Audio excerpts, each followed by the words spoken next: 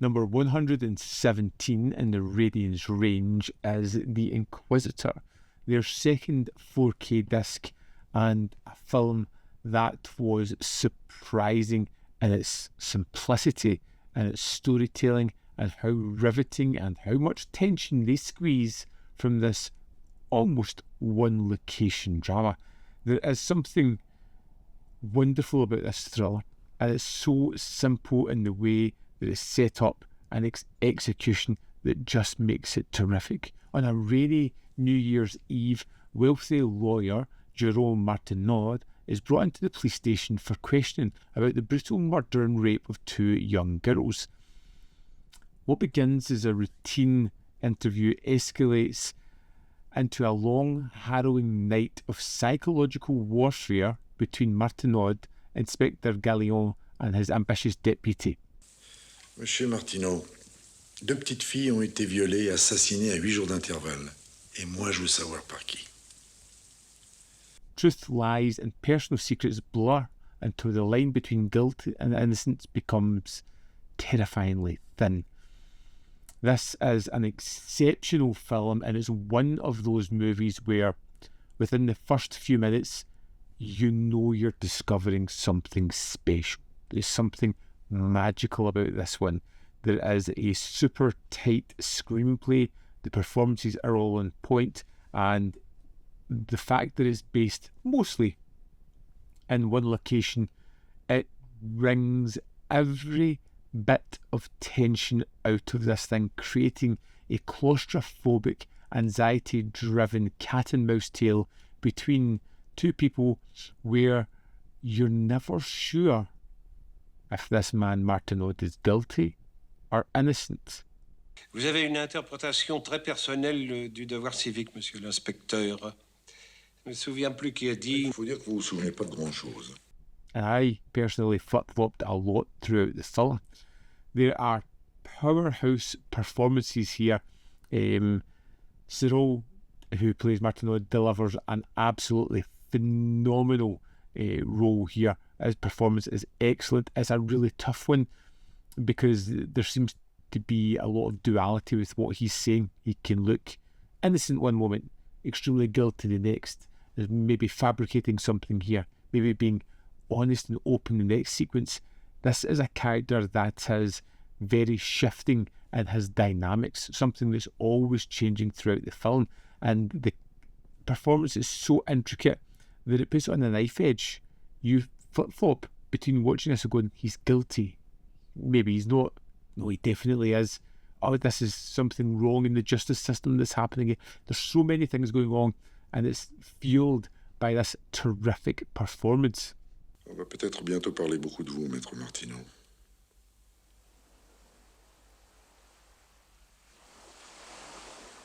That, you know, that is equalled by Ventura's Inspector Gallion, who is magnetic.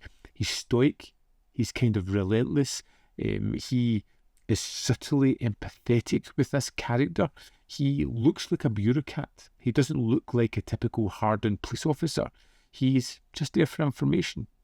He has a nose, and the nose is leading him in a certain direction, and he's going to unravel all the threads that he can to get to the bottom of this mystery. And these two people together, it's perfect casting as they just bounce off each other, creating a wonderful array of tension and suspense. Vous me prenez vraiment pour un con. Au contraire, je vous prends pour quelqu'un de très intelligent, Martineau. Un embrouilleur de premier ordre. There is a lot of ambiguity within this film. You know, the way it flip-flops through its story, when it gets to the final ending of it, the way that mixes this ambiguity with a kind of social class structure as well. Martineau is a lawyer. He's privileged. He's got a background that reeks of privilege itself. And you start to wonder, is he being protected by this? Is it his downfall? Is this why he's been targeted? And it just adds this duality into everything that's going on. And it feels very much like a noir as well. It's psychological. It's intense. There are things at stake. There is a horrible crime at the heart of this one as well, and it's just played perfectly. Vous êtes rentré chez vous en courant. Pourquoi? Parce que j'avais trouvé le corps. Alors pourquoi rentrer chez vous? Pour téléphoner. Il y a 2 cabines téléphoniques sur le terrain communal. There's this real-time intensity with the interrogation that's going on. It feels almost as if it's happening in front of our eyes in real time, and it kind of adds to the sort of pressure cooker situation that we have going on here. The duel that's going on between the two main actors is wonderful as well. Like I say, I was flipping my perspective on what was going on as well, and there is this devastating emotional crescendo at the end of this one, which really lingers long after the credits roll, that really add to this one. Now, the Radiance 4K is fantastic.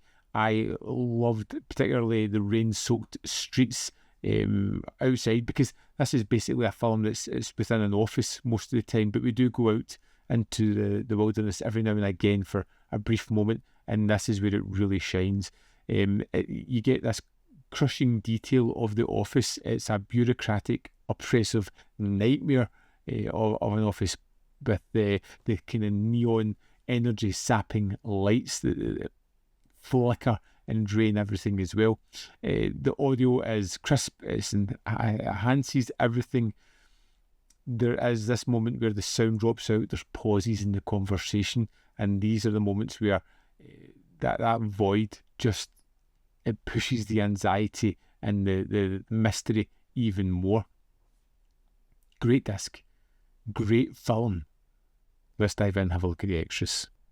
Here we are in the disc for The Inquisitor. Let's go to the special features. First up, we have Success Story, the making of The Inquisitor. It's an archival documentary. Members of the crew, including the director, the producer, the screenwriter, and others, discuss The Inquisitor, made in 2016. It runs for 34 minutes, 28 seconds, and it is terrific. I kind of look back to a film that became such a huge impact and how people thought about it at the time, their reflections on it. It's just a wonderful addition and my favourite of the extras. Next up, we have Claude Miller and Michael Adiard. Director Claude Miller and co-writer Michael Adiard discussed the production of The Inquisitor in this archival interview, originally filmed for Belgian television in 1981. I really like this, particularly Miller, as he goes on about what a commissioned film is and the difference between that and, say, a regular movie, and then how they kind of discovered the movie, find the producer, how everything just seemed to click. A wonderful extra, and it runs for 9 minutes 51 seconds. Next we have Patrice Leconte. In this archival interview, filmmaker Patrice Leconte discusses his admiration for Claude Miller's film. Filmed in 2016. It runs for 5 minutes and 39 seconds, and just basically it's him talking about how such a film was created, the impact that it had, how it has such a great visual style for a movie that's pretty much set in an office. Next we have Reverse Shot on crime cinema. This episode of Reverse Shot features a panel discussion on the resurgence of crime cinema in France in the early 80s. This runs for 52 minutes 1 second and is incredible. I love these roundtable discussions where you have filmmakers sitting there discussing aspects of film in their own way, and it is a conversation to really get lost in. Absolutely terrific. There is also a trailer. Also in this disc is a 28-page booklet. It has information on the films and an excellent essay by Adam Scoville, Deceptions and Delusions, Claude Miller's The Inquisitor and Deadly Circuit. That's from 2025. And that's the extras for The Inquisitor. There we have it. The Inquisitor is a slow burn powder keg of psychological suspense, powered by towering performances, razor sharp direction, and a very fantastic disc and transfer at the heart of it as well. Outstanding. I would strongly recommend picking up The Inquisitor. It is a double pack. It comes with another movie, which I haven't even got to as yet. Don't need to. It's worth buying for The Inquisitor alone. Great discovery. I think it's possibly my favourite Radiance film of the year so far. I have to check back, but I think it's there. I'd love to know your thoughts on Inquisitor. Let me know in the comment box below whether you loved it, hated it, or fell somewhere in the middle. As always, there's more content up here. You can see more of my stuff in the description box below, or links to Patreon, membership program, and manvfilm.com, always in which you can support me. Thanks for watching. We'll see you next.